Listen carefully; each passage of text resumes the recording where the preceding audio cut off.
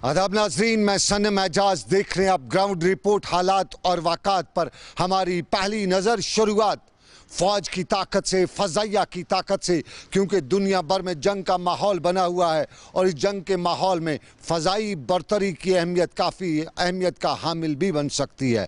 और साफ जाहिर है, जब हिंदुस्तान और पाकिस्तान के दरमियान कन्फ्लिक्ट अपने अरूज पर हो तो उस पर अपनी ताकत का मुजाहरा करना ज़रूरी है। दिखा देना है कि हमारी फ़ज़ाइया कितनी भरपूर सलाहियतों से भरपूर भी है। और आज फ़ज़ाइया का 88वां यौम तासीस भी था। दिल्ली के गाज़ियाबाद के शहर में एयरबेस पर आज फ़ज़ाइया की यौम तासीस के मौके पर तकरीब भी हुई और भरपूर ताकत का मुजाहरा भी हुआ। राफेल जिस पे गरूर अब फ़ख्र किया जा सकता है, उसकी नुमाइश भी हुई और यहाँ पर वज़ीर-ए-आज़म नरेंद्र मोदी ने फ़ज़ाइया के जवानों, अफसरों, बहादुरों सभी की बहादुरी पर उन्हें मुबारकबाद दी और ये भी बताया कि फ़ज़ाइया मुल्क की फ़िज़ाई हदूद को महफूज रखती है और आफ़ात समावी के वक़्त इंसानियत की खिदमत भी करती है। तकरीब से ख़ताब दूसरे लोगों ने भी किया और vice air chief marshal Bhadauria ने भी बताया कि मौजूदा हालात और मुस्तकबिल के चैलेंजों में फ़ज़ाइया का एक अहम रोल है और फ़ज़ाइया ख़ुद अपनी ताकत का अंदाज़ा फ़ज़ाइया को करना पड़ेगा और फ़ज़ाइया को हर तरह के चैलेंजों से मुकाबला करने के लिए तैयार भी रहना पड़ेगा। पड़ोसी ममालिक का हवाला भी दिया गया और ये भी बताया गया कि उनकी बढ़ती हुई ख्वाहिशात से पैदा होने वाले ख़तरों और चैलेंजों से निपटने के लिए एयरफोर्स पूरी तरह से तैयार भी है। और ये भी बताया गया कि पिछले दिनों जब ज़रूरत पड़ी तो फ़ज़ाइया ने भरपूर कारकर्दगी का सबूत भी दिया और यकीन दिलाना चाहा मुल्क को कि फ़ज़ाइया हर सूरत और मुल्क में हर चैलेंज का मुकाबला करने के लिए पूरी तरह से तैयार है। दिल्ली में फ़ज़ाइया की यौम तासीस पर आज की हुई तकरीब। Ladies and gentlemen, this year has indeed been an unprecedented one. As the novel coronavirus spread rapidly across the globe, our nation's response was firm, and IF on its part instituted various proactive measures to counter the spread and minimize the disruption in our functioning. The tenacity and resolve of our air warriors ensured that the IF continued to retain its capability and capacity to undertake full-scale operations throughout this period. In fact, we deployed our transport and helicopter aircraft promptly during the lockdown to support COVID-19 tasks, pan-India as well as abroad, wherein we flew almost 750 hours, including many missions to bring back stranded Indians across the globe. The evolving threat matrix in our region is becoming complex, ranging from aspirational adversaries with huge investment in military arsenal to those collusively supported by non-state actors, apart from growing subconventional threats emanating from terrorism and cyberspace. Disruptive technologies and easy access to low-cost options like drones are increasingly demanding greater attention to the subconventional domain. I would like to commend all air warriors for the quick response in the recent standoff on frontiers. When we deployed our combat assets at short notice to handle any eventuality and provided proactive support to all the requirements of deployment and sustenance for the Indian Army. और अब नाजरीन, दूसरा पहलू जिसे हम back to village part 3 कहते हैं, इंतज़ामिया घर घर तक पहुंचती है, सरकार का हर पुर्जा तैयार है। रियासत के LGB खुद इसी मामले को लेकर आज दूर दराज के इलाकों में इससे पहले भी पहुंचे थे, आज भी पहुंचने की कोशिश की और आज वो राजौरी के इलाके में गए थे। और इम्पॉर्टेंट इस हवाले से भी देखा जा रहा है कि राजौरी के इलाके में जाते हुए आज उन्होंने उन फैमिली से भी मुलाकात करनी थी जिनके बच्चों को शोपिया के फर्जी इनकाउंटर में मारा गया था। और यहाँ पे जहाँ बताया जाता है कि LG ने अवामी जलसे से खिताब किया, मामलात को भी समझाया, सुलझाया भी, लाइन ऑफ कंट्रोल से लेकर अंदर के हालात पर भी बात की और शोपियां के नौजवानों के मारे जाने पर भी उन्होंने बात की। सीधा जमशेद मलिक राजौरी से मेरे साथ मौजूद है हमारे साथी। जमशेद, आप LG के आज की इस पूरी फंक्शन को कवर कर रहे थे, बताइए LG ने क्या बताया सूरत हाल के हवाले से, ख़ास तौर पर शोपियां के फर्जी इनकाउंटर पर क्या बताया LG ने? जी सनम, एलजी का आज का दौरा, राजौरी का ये पहला दौरा था उनका राजौरी का एलजी बनने के बाद। और सबसे पहले आज उन्होंने यहाँ राजौरी में पीडी इलाका है वहाँ बैक टू विलेज प्रोग्राम में हिस्सा लिया, जहाँ उन्होंने अपनी स्पीच में सबसे पहला जो आगाज किया उसमें उन्होंने यही कहा कि शोपियां मामले में इंसाफ हुआ है, इंसाफ होगा, भगवान भी इंसाफ करेगा, सेंट्रल गवर्नमेंट भी करेगी और यूटी गवर्नमेंट भी करेगी। इसीलिए मैं यहाँ आया हूँ, इस गाँव में आने का मकसद ही मेरा यही था, क्योंकि काफी लोगों को उम्मीदें थी इस मामले में, क्योंकि शोपियां फेक इनकाउंटर बड़ा चर्चा में रहा और उनके घर वालों से हमारी बात हुई तो उनमें भी आज उम्मीद है कि उनको आगे जो इंसाफ है वो भी मिलेगा, क्योंकि इनके घर वालों की तरफ से कहा जा रहा है कि इनके बच्चों के जो कातिल हैं उनके खिलाफ सख्त कार्रवाई की जाए। जी जमशेद, पहले बताइए बैक टू विलेज प्रोग्राम में किस तरह के जो तकरीबन मैं हुई उसमें किस तरह का एलजी ने बताया, डेवलपमेंट के हवाले से क्या कुछ बताया? जी सर, डेवलपमेंट के हवाले से बहुत सारी बातें उन्होंने कही, कई नए मंसूबों का उन्होंने इफ्ताह भी किया और राजौरी स्पोर्ट्स स्टेडियम का भी इफ्ताह उसके साथ साथ उन्होंने किया और तकरीबन बहुत बड़े कामों का ऐलान भी करने के साथ साथ उन्होंने ये कहा कि बैक टू विलेज इस गांव में आना और इस गांव की डेवलपमेंट हमारा फर्ज है जो हम करेंगे। उसके साथ साथ स्पोर्ट्स किटें बच्चों में तकसीम किए हैं, बहुत सारे प्रोग्रामों के ऐलान भी उन्होंने किए और अभी भी अपनी स्पीच। जमशेद, एक सवाल और जो है, जो राजौरी पुंछ का इलाका है, लगातार क्रॉस होलो शेलिंग वगैरह और वहां के लोगों की डिमांड होती थी बंकर्स वगैरह, क्या उस हवाले से कोई बात हुई? जी सर, अभी तक इस हवाले से इनकी तरफ से कोई बात सामने नहीं आई, क्योंकि ये जो इलाका है ये बॉर्डर से बहुत ज्यादा दूर इलाका है जहां आज इनका प्रोग्राम चल रहा है। यहाँ सबसे ज्यादा इनका आने का मकसद यही था पीढ़ी का, क्योंकि ये वही गांव है जहाँ के 3 नौजवान फर्जी इनकाउंटर में शोपियां में मार दिए गए थे। ये वही गाँव है, इसी गाँव में आज बैक टू विलेज प्रोग्राम भी, और यहीं से वो इनके घर भी जाएंगे इन बच्चों के, जहाँ एक ही घर में तीनों फैमिली को बुलाया गया है। जी तो ये फैमिलीज को बुलाया गया है, क्या एलजी उनसे मुलाकात करने निकल पड़े हैं, इस तरह की क्या खबरें आपकी? जी सर, एलजी अभी उनके पास नहीं पहुंचे, क्योंकि अभी वो स्पीच कर रहे हैं, क्योंकि एलजी का प्रोग्राम बहुत ज्यादा ताखीर से शुरू हुआ। सुबह 11 बजे का टाइम था, जब ये जम्मू से निकलने लगे तो चापर में कुछ टेक्निकल खराबी आने की वजह से दोबारा चापर उतार दिया गया जम्मू, और बाया रोड ये राजौरी पहुंचे। लगभग 3:30 बजे के आसपास ये प्रोग्राम में पहुंचे हैं। जी बहुत शुक्रिया। रियासत के एलजी राजौरी खित्ते के दौरे पर थे, ज़मीनी हकायक और हालात को समझने और समझाने की कोशिश करे थे, लेकिन इम्पॉर्टेंट शोपिया के फर्जी इनकाउंटर पे जिस तरह ये भी बयान दिया गया कि इंसाफ के तकाजे पूरे किए गए हैं, पूरे किए जाएंगे और जो भी इसमें मुलविस होगा उसको नहीं बख्शा जाएगा।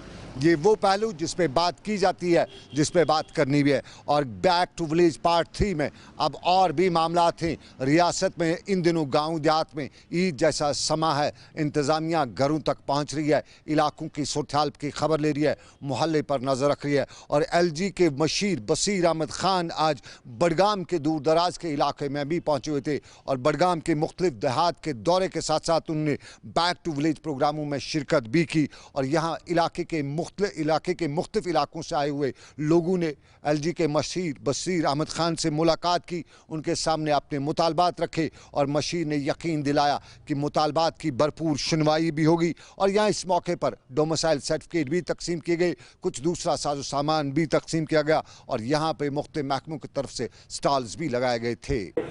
पब्लिक एडमिनिस्ट्रेशन के साथ शाना बशाना होके और जो है उन्होंने एक्चुअली यहाँ पे फिजिकली पार्टिसिपेट किया, जो with by itself indicate interaction है वो इस तरह करें कि ना सिर्फ अपने मसाइल को यहाँ पे उभारें बल्कि साथ ही उनके रेजोल्यूशन के लिए और अपनी डिमांड्स भी सामने रखें, जिसकी वजह से जो यहाँ पे डेवलपमेंटल गैप्स हैं और जो बाकी डिमांड्स हैं वो यहाँ पे पूरी हो।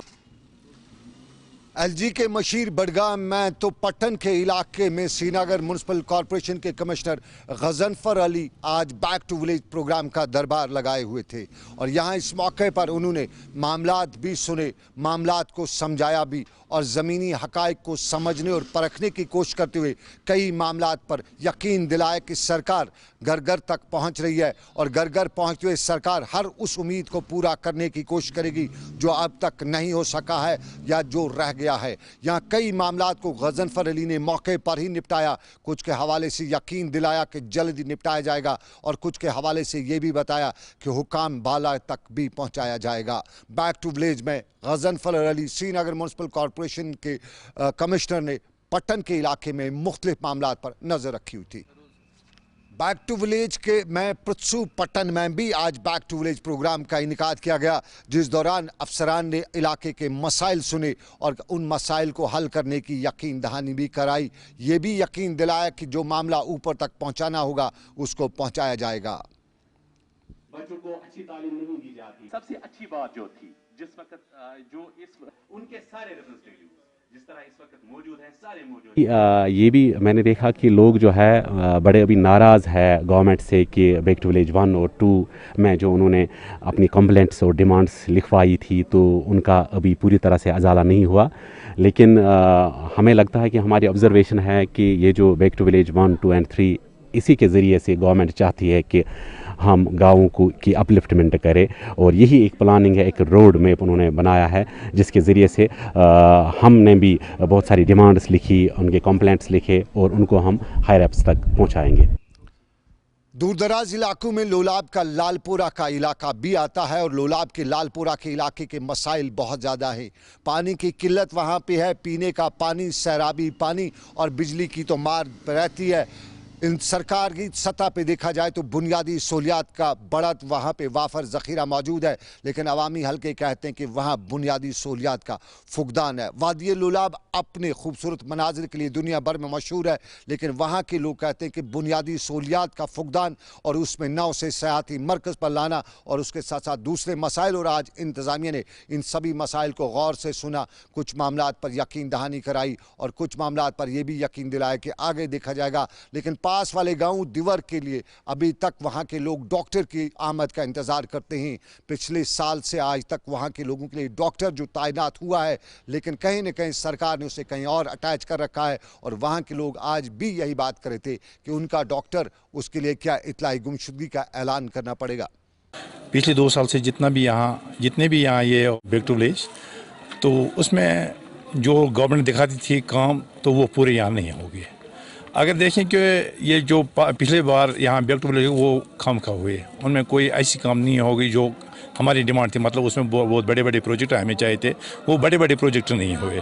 बैक टू विलेज का मतलब सिर्फ रूरल डेवलपमेंट ही नहीं है। बैक टू विलेज में बड़ी परेशानी हमें है यहाँ PHE डिपार्टमेंट की, R&B डिपार्टमेंट की, इलेक्ट्रिक डिपार्टमेंट की, और बहुत बड़ी परेशानी हम यहाँ फॉरेस्ट डिपार्टमेंट में रह कर भी मस्जिदों में हमाम के लिए लकड़ी नहीं ला सकते क्योंकि यहाँ कोई सेल डिपो नहीं है फॉरेस्ट डिपार्टमेंट का, जिससे हमें ये फ़ायदा मिलता है। हमारी एक डिमांड है कि जो ये आज पहले बार हमने देखा कि रूरल डेवलपमेंट में ने यहाँ तकरीबन 70 नरेगा में कम से कम ये पूरी होनी चाहिए। इससे आम लोगों को भी फ़ायदा, आम लोगों को मजदूर को मजदूरी का देन मिलेगा और डेवलपमेंट भी हो जाएगी। बैक टू विलेज में दूर दराज के इलाकों में बदरवा का इलाका भी आता है और सरटंगल बदरवा में भी आज बैक टू विलेज प्रोग्राम का इनेकाद किया गया था, जिस दौरान आसपास के इलाके से आए हुए लोगों और अवामी नुमाइंदों ने इस प्रोग्राम में शिरकत की और अपने मामलात और मसाइल से हुकाम को आगाह भी किया और अफसरान ने हर मुमकिन ताउन का यकीन भी दिलाया। केवा काजी गुंड भी दूर दराज के इलाके में आता है और बैक टू विलेज होम सोम के हवाले से आज तकरीब मुनक्कद हुई, जिस दौरान लोगों की बड़ी तादाद ना सही लेकिन जितने भी लोगों को वहां बुलाया गया था उन्होंने आज यही बताया कि उनके इलाके अब तक काम नहीं हुए, आगे क्या होंगे। यूँ कहें तो केवा काजी गुंड में आज के बैक टू विलेज प्रोग्राम में लोग नाखुश अच्छी तरह से या दूर से साफ नजर आ रहे थे।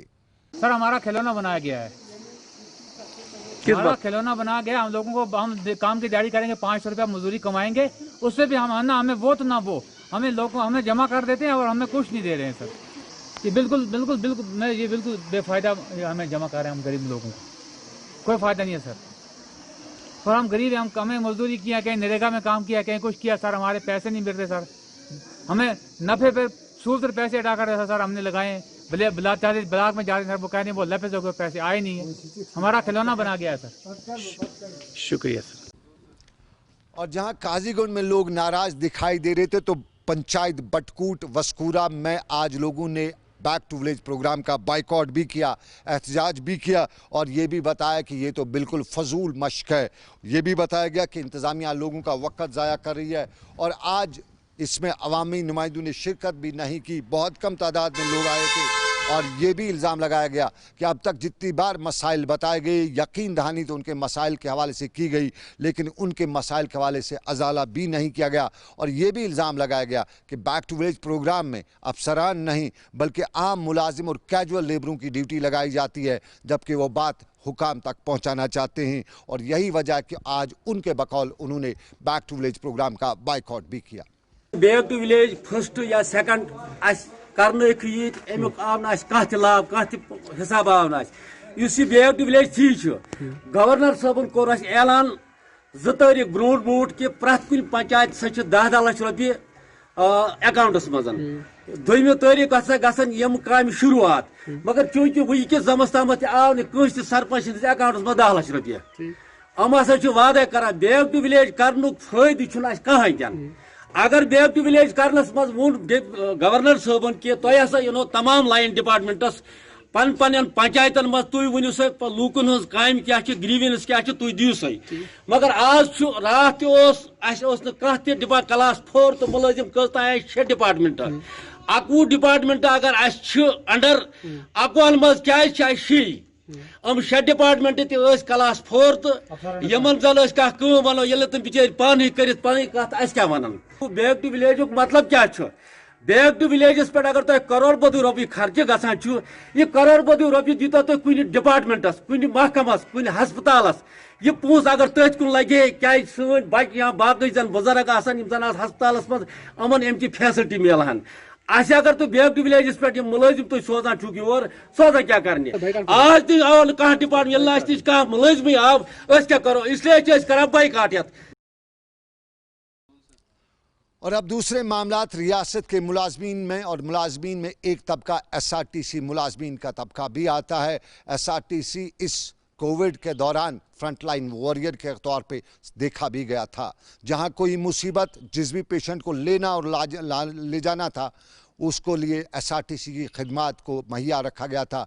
जम्मू से भी पेशेंट्स को लाया गया, लोगों को भी लाया गया। कोई बड़ी परेशानी तो SRTC के ड्राइवर से लेकर SRTC बस की खिदमात। लेकिन आज वो श्रीनगर की प्रेस कॉलोनी में नालान बता रहे थे कि कई महीनों से तनख्वाहें नहीं दी गई हैं। अब तक जितनी भी बीमारियां आई हैं, परेशानियां हुई हैं, SRTC की खिदमत सरफरस्त रही हैं। लेकिन उनका इल्ज़ाम यही था कि जब तनख्वाह देने का वक्त आता है तो घाटे का बहाना किया जाता है, तब कई तरह के बहाने करते हुए उनकी तनख्वाहें मारी जाती हैं और काफ़ी वक्त से वो तनख्वाहों से महरूम हैं। इल्ज़ाम यही लगा रहे थे कि जब तनख्वाहें नहीं हैं तो उनके अहल वयाल कैसे चल पाएंगे, और जब अहल वयाल की उनको परेशानी होगी तो फिर कैसे वो सही तौर पर काम कर सकेंगे। और यहाँ भी श्रीनगर में सरकार के खिलाफ बुलंद आवाज़ में बात उठाते हुए वो ये बताना चाहते थे कि सरकार के किसी कोशिश तक ये बात पहुंचनी चाहिए ताकि हकायक सरकार तक पहुंच सकें। 4 महीनों की तनख्वाहें SRTC मुलाजमीन को अभी तक नहीं मिली है। 7वां पे कमीशन अभी तक लागू नहीं हुआ। हमारे जो टेम्परेरी एम्प्लॉयज़ है 10 साल गुजरने के बाद भी अभी रेगुलर नहीं हुए, DPC नहीं हो रही है। बहुत सारे मसाइल है जो हल नहीं हो रहे हैं। हम बहुत तंग आ चुके हैं। सरकार से मैं कहना चाहता हूँ, बिलखुसूसन ऑनरेबल लेफ्टिनेंट गवर्नर से और ऑनरेबल चीफ सेक्रेटरी साहब से, अगर आपके पास पैसे नहीं हैं इस इदारे को चलाने के लिए तो बराए मेहरबानी इसको बंद करें। हम आपके सामने बेगिंग नहीं करते हैं, आप इसको बंद कर दें, हमें पैसे दे दीजिए। और कैजुअल मुलाजमीन में टूरिज्म डिपार्टमेंट के कैजुअल मुलाजमीन भी आते हैं और आज वो भी मुजाहरा करते थे। श्रीनगर की प्रेस कॉलोनी में मुजाहरा करते हुए इल्ज़ाम यही लगा रहे थे कि कई महीनों की तनख्वाहों से महरूम है और इंतज़ामिया उन्हें सिर्फ भरोसा दे रही है, प्रैक्टिकली कुछ नहीं करी है। आज नारेबाजी करते हुए उन्होंने कहा कि उनकी तनख्वाहें वागुजार की जाएँ। 22 तारीख को बजट की मीटिंग हो रही है सेक्रेटरीट में, लेकिन डायरेक्टरेट ऑफ टूरिज़म कश्मीर ने हमें बजट में नहीं रखा। बजट में हमारी डिमांड नहीं रखी फंड्स के वेजेस के मुतालिक, जबकि जम्मू के कैजुअल लेबर जो कि बजट में उसको हर साल रखते हैं और उनके लिए बजट में पैसे आते हैं। आज हमें सिर्फ एक ही मकसद है कि हमारी वेजेस जल्द से जल्द वागुजार की जाए और हमें बजट जो 2021-22 का बन रहा है उसमें शामिल की।